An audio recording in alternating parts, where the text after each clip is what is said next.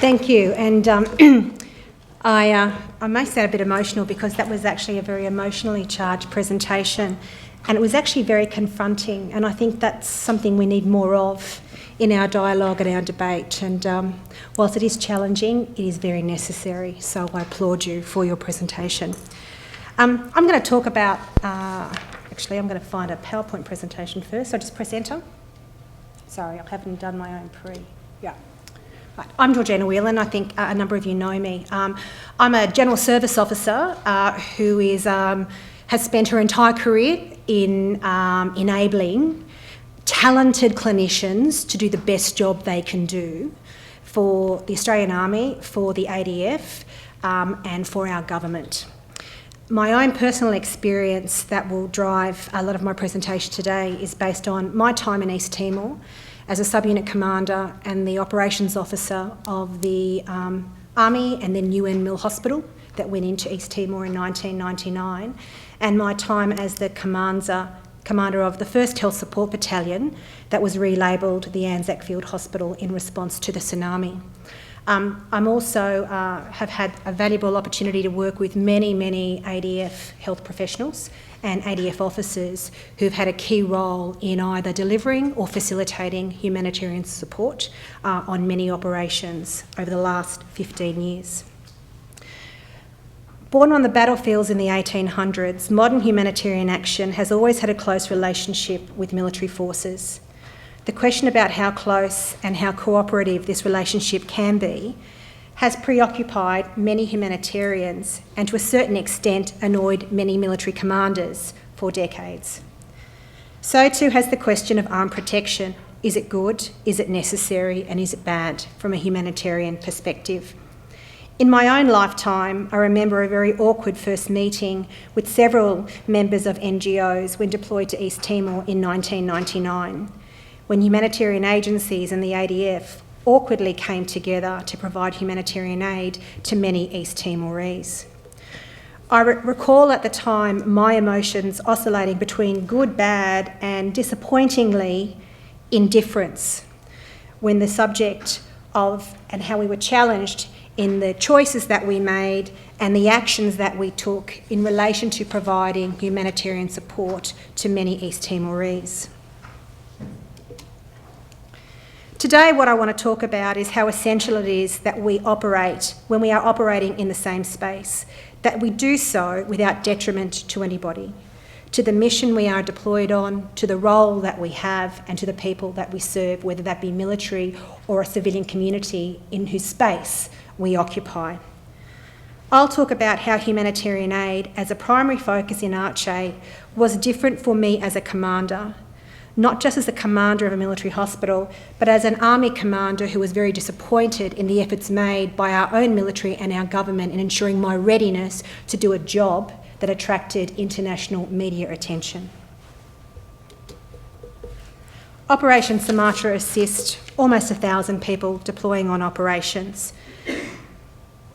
I commanded a 100-bed field hospital, which was staffed by 154 people, when in reality what I packed was 25 beds and lots of stretchers so I could tick off a directed task by government, which was to pack 200 beds. What I was very fortunate to be able to do, as it was a Christmas period and most people were on holidays, was I was not constrained by Joint Operations Command in terms of the contingent that I could deploy. So I racked and stacked everything I could put my hands on between Boxing Day and New Year's Eve and put that on a ship. And fortunately for me, Ken Gillespie allowed me to fly into ARCH with what was probably the best staffed in terms of ADF regular and reserve capability, but the most poorly equipped hospital I've ever had an experience in my lifetime to work in. And I hope in this day and age we would never see happen again. I think we all know the story about the tsunami kicking off on 26 December and the fact that it had a magnitude of 9.1 to 9.3. It caused a mega earthquake. It hit 14 countries and killed 230,000 people. one of the most deadly and natural disasters in record history, not only impacting on Indonesia, but also across Sri Lanka, India and Thailand.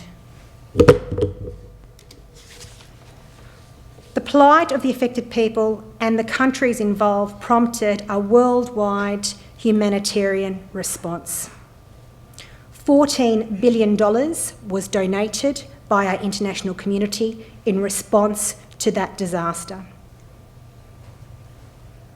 And I'll come back to my role as a spokesman for Channel 9 in terms of helping raise some of those millions of dollars later on.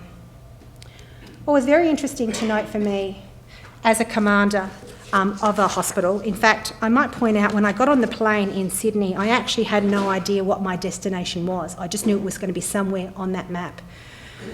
When we arrived in Aceh, the red line shows you just where the wave came into in killing hundreds of thousands of people, and the yellow line shows you the flooding and the damage.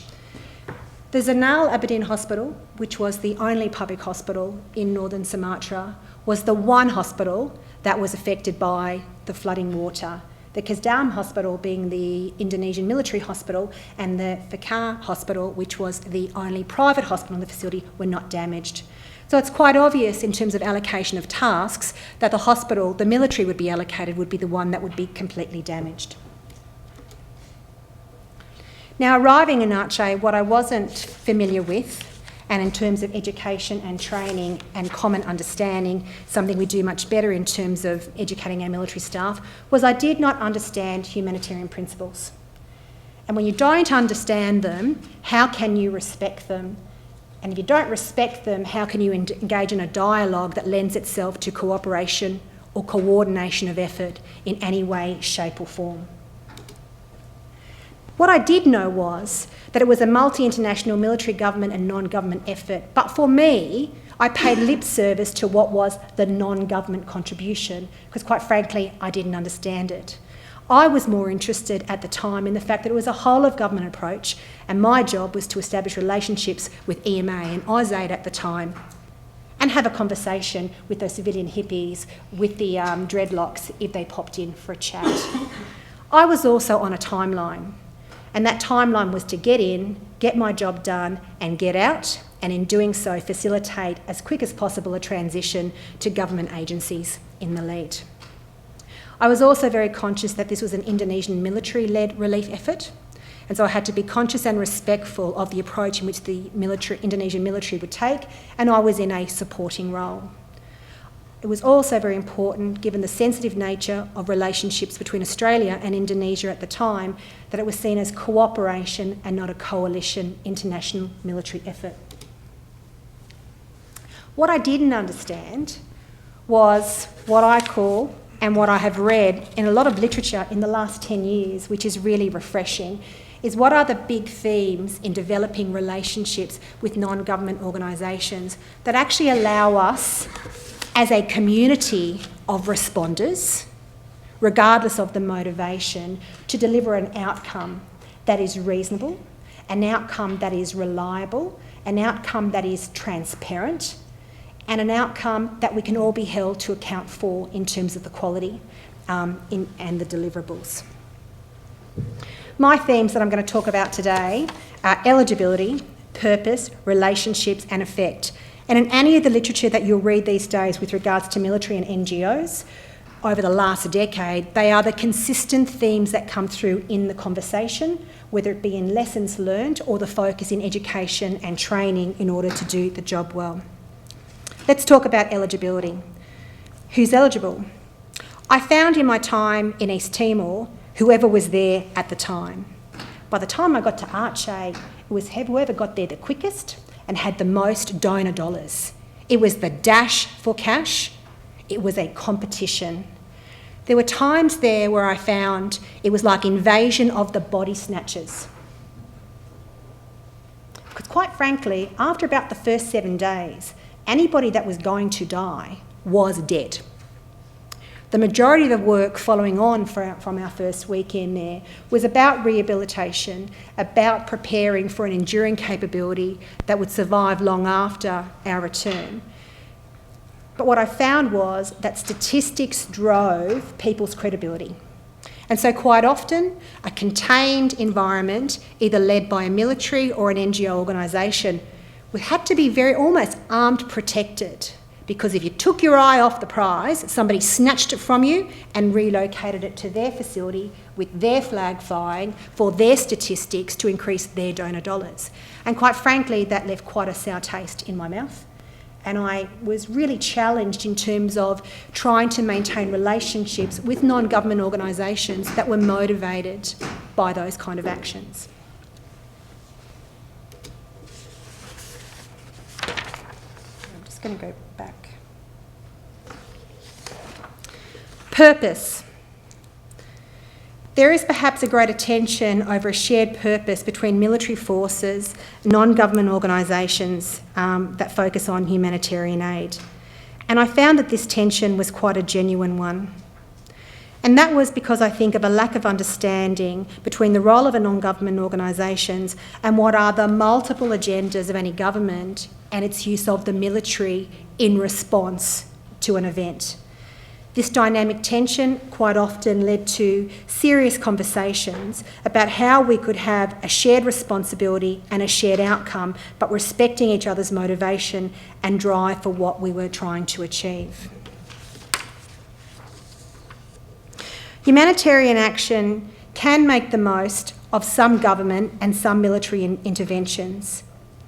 But it also needs to be respectful of what some of those motivations of our governments and its use of its military are within humanitarian aid and disaster relief. I actually think there is some middle ground. I think non-government organisations should expect governments to have multiple and mixed motivations for what they are trying to do. And for their parts, I think governments would be wrong if they didn't understand from a non-government organisation's perspective what their obligations actually are, what the policies are that drive their roles, and what the evolution of those organisations are required. The biggest one for me was relationship anxiety. Midway through the deployment, when I suddenly became known as the Angel of Arche, and my face spent far too much time on A Current Affairs and many other media programs, The Woman's Day, New Idea, and the like. I realised that my relationship with non-government organisations went beyond delivering healthcare on the ground at the time and almost became the ad for what are good relationships between military and non-government organisations without that ever being a planned agenda and without ever thinking about how I would achieve that. I recall my brigade commander taking me aside prior to deployment and within a couple of days making sure I had a public affairs officer attached to my hip, because those of you that know me and know me well know that I do shoot from the hip. I'm rather blunt, and quite often my social acumen is somewhat lacking when it comes to integrity and honesty in conversation. What I did find was, and one that was most challenging, was having to keep myself as a military commander in check and not being able to have an honest conversation about what we were looking to achieve and the manner in which it could be achieved. So I think relationship anxieties from a military NGO perspective, I'm hoping, having experienced that myself in 2005, I don't think I'm the only military commander that has experienced that. And I think it's something that we need to accept and work on in terms of developing how we manage those relationships.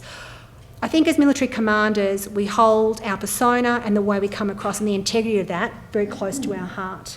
And I think we find that we are letting ourselves down, or we are hypocritical if we shape or shift the way in which we approach non-government organisations, if we're too soft, if we're too gentle, if we have a conversation with rather than a conversation at.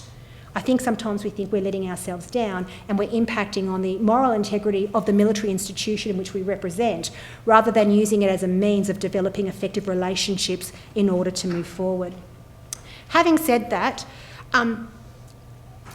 as what I would see as an outlier, as a hybrid General Service Officer SSO, which is the best way to describe myself, I very quickly did adapt to the style of the many senior Army Reserve clinicians that were in my contingent, that in my mind I used to call the real human beings, the civilians that are wearing a uniform in order to do this good work. And real human beings who can talk to other human beings who don't wear a uniform. And I learnt a lot from those senior clinicians whom, when working in the Australian health community, is almost like working in a disaster relief situation. Any clinician that works in a major public hospital is challenged these days.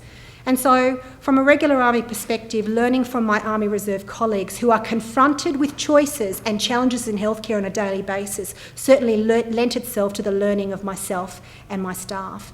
And what I did find was we were able to get on and do our job.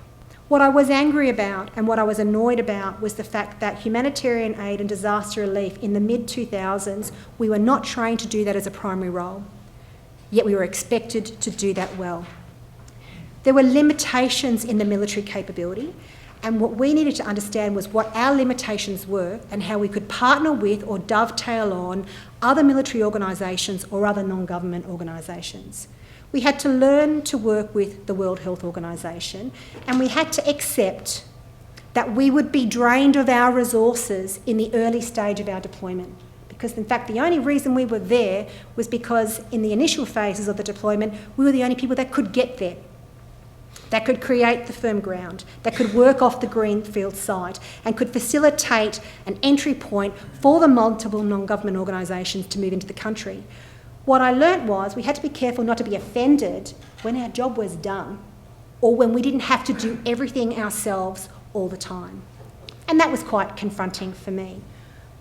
What I did find was we're very adaptable in the ADF, and we actually adapt relatively quickly, and we actually learn very well. And it doesn't take long when those relationships are established for that to occur. My frustration was at the time that that wouldn't be an enduring learning. But it's pleasing to hear today that potentially that is.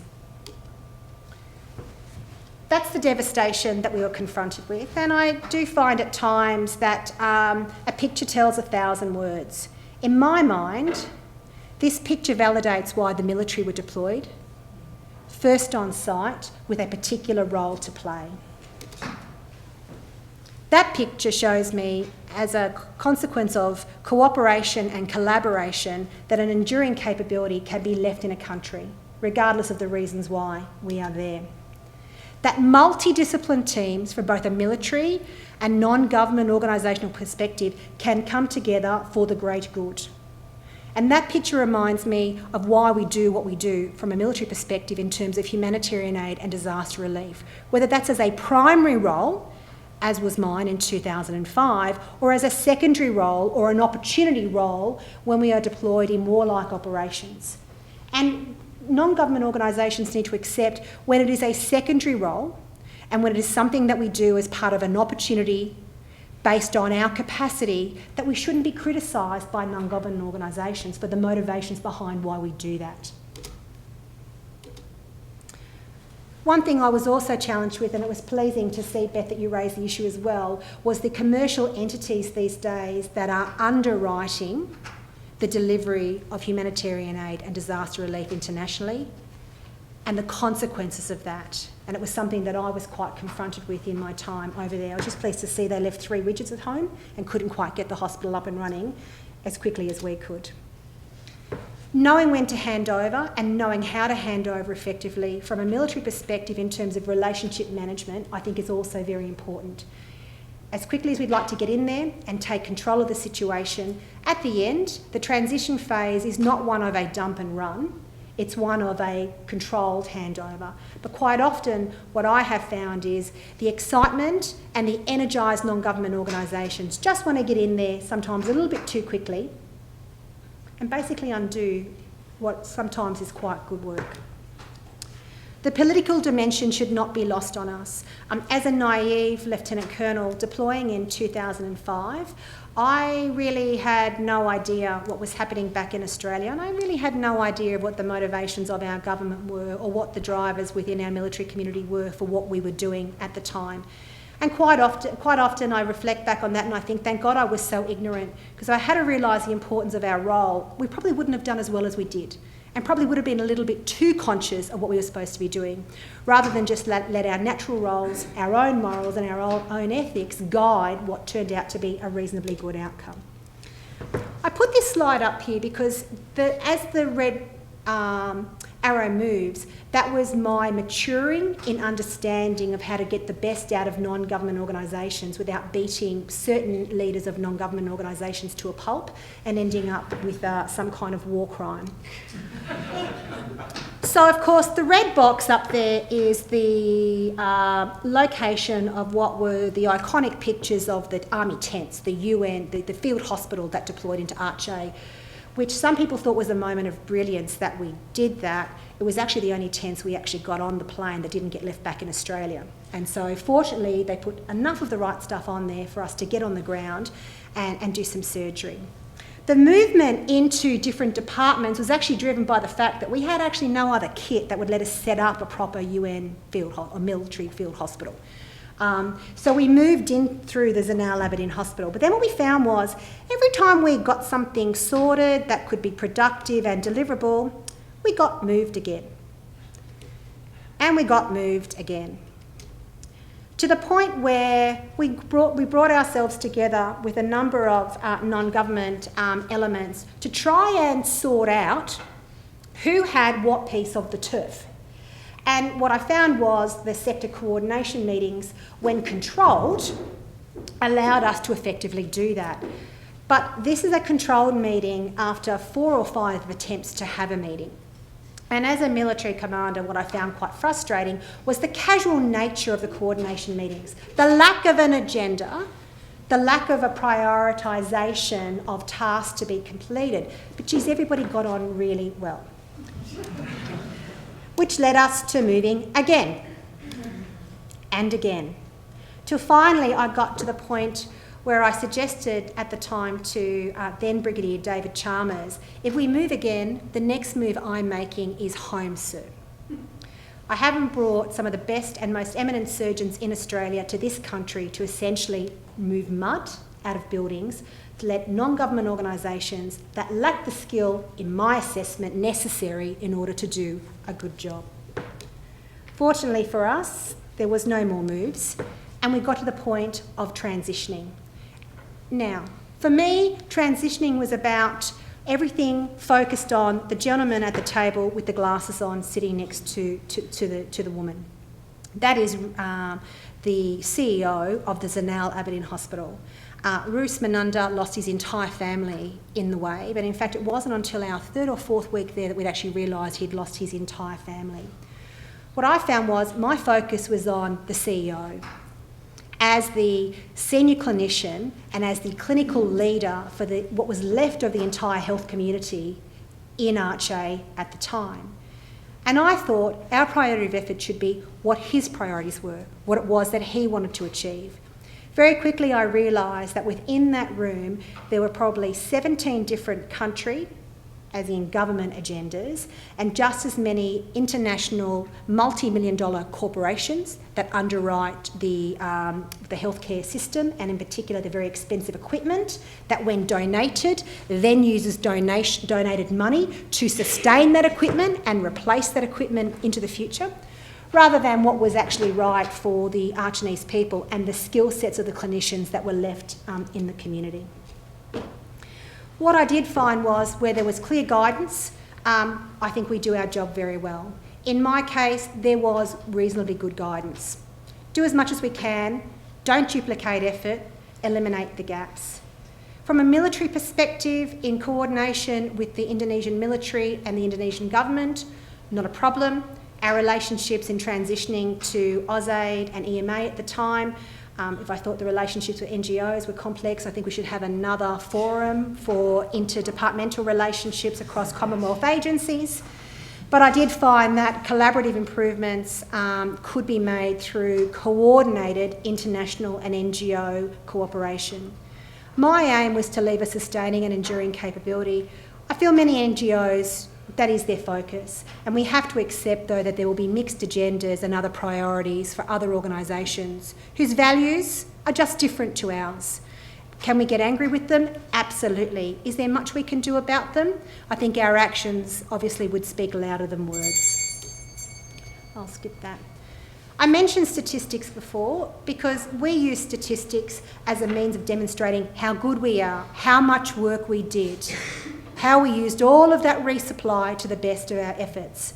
What I realised was that in terms of statistics, for non-government organisations, they're not just about the healthcare that's delivered and the quality of that care, but they also drive the donor dollar, which sustains them being in order to do the work that they prioritise to do.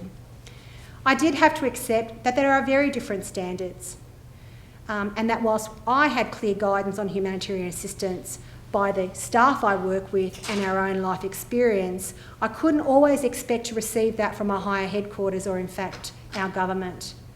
Flexible and well-trained personnel is what allows, I think, the military to do what we do and do it well, but also allows us to understand and probably, I think, to a certain extent, provide our willingness to work with NGOs, which we will have a difficult relationship with, whether that be through a misunderstanding or basically through a differing of opinion. And what I also found was liaison, liaison, liaison. We say it all the time, we learn about it in everything that we do, but just liaising with a non-government organisation and speaking in plain English actually does go a long way. I think reflections are a really important thing. 10 years ago, I came home and after about 6 months after that deployment, fell into a deep state of depression. And I was depressed because I didn't think we had done a good job. I didn't think we had done the right thing. What I thought was that we were a front for a good news story rather than actually delivering something that was meaningful and enduring. What I have found though 10 years later is that the work that we did has been enduring and it was important, and I think those lessons learned have influenced and should continue to influence the learning and the education we provide to our military staff in bridging the gap with non-government organisations. And it's heartening to hear that non-government organisations are looking to do the same thing. So, the 4 big themes. Is the military eligible? Absolutely. We're self-sufficient and we're flexible. But I think it's like being the 5th wheel at a party or knowing when to go home during a party and not overstaying your welcome. I think I've learned, and we have to expect, that the non-government organisations will question the fact that militaries and governments will use humanitarian aid and disaster relief response for a high level of diplomacy, for international engagement and for broadening relationships for more than just the response that's needed at the time. I think relationships, like all relationships, regardless of who they are for and what their motivations are for, only work if we put the efforts into them. But most importantly, from a military perspective and from an NGO perspective, healthcare is a human right. It's an absolute human right. When we are charged to deliver that, whether that's in our role in the military or because donors give an organisation millions of dollars in which to deliver it, we have an obligation to ensure that the healthcare that we deliver is of quality. And that quality should be questioned and it should be assessed. And that's where I believe the relationships with NGOs and more robust institutions such as government entities and the military will clash. The military sets a very high standard for itself and it expects that when it delivers in Australia or on operations that we will maintain those standards. But I think we have to expect that there is a differing of that. That shouldn't stop us, however, from challenging how it's delivered and the quality of it. Whether we're in East Timor, whether we're in Aceh, whether we're in Pakistan, whether we're in Sudan, I feel that there is a huge contribution that can be made from both sides. I would sometimes question our motivation for what we do, and I will continue to question sometimes the motivation of non-government organisations. But I think in maintaining a conversation and shared experiences, we might continue to improve the outcome. Thank you.